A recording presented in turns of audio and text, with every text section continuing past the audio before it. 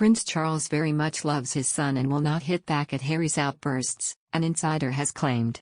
The Duke of Sussex appeared to take a swipe at his dad over the weekend, claiming he had raised concerns about the Saudi tycoon at the center of a probe into donations to his father's charity. A friend of his dad said Charles was deeply shocked and disappointed by the statement, which effectively threw his father under the bus. But they added, Charles very much loves his son and he will not be having a pop at Harry in return. It's that simple. He is not going to join in because loving his son is the thing that matters the most. Harry's latest swipe comes after he told a podcast in the US he moved stateside to break the cycle of pain he suffered when he was growing up. He said of his dad at the time, "He treated me the way he was treated," a comment also seen as an attack on the Queen and Prince Philip. But Charles' pal said Harry's reference to the Mahfouz payments was more damaging than the swipe at Charles's parenting skills. This was a challenge to the way he conducts his business, which is far more damaging to the future king, they said. A royal expert has predicted that there is worse to come from Prince Harry amid his alleged ongoing fallout with his dad Prince Charles. And, more recently, Harry appeared to take a swipe at the heir to the throne when he claimed that he had warned his father about the businessman at the heart of the so-called CBE scandal. The Prince of Wales has denied having any knowledge about the exchange of cash for royal honours, but the chief executive of the Prince's Foundation, Michael Fawcett, has stepped down.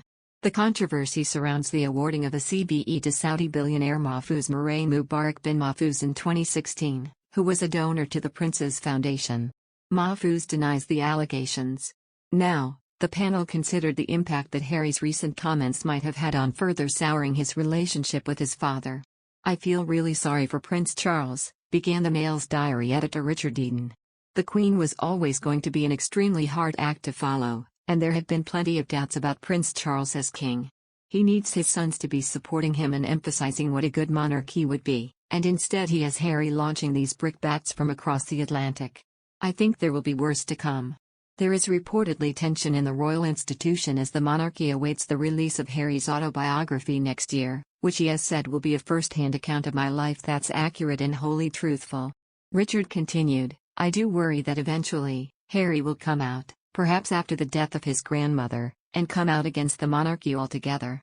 I think he's probably holding his gunpowder for that moment." However, royal historian Tessa Dunlop disagreed, saying, "I think that we overstate our tragic story that we're building around Charles."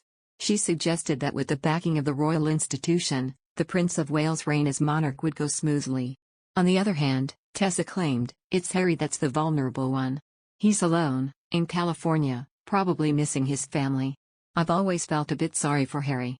The royal historian also dismissed the argument that the Duke of Sussex had the intention of damaging his father through his criticisms of the monarchy. "I think he's protecting himself because he's left the monarchy, he therefore has to inadvertently criticize the monarchy, which therefore does do damage to his family," she pointed out.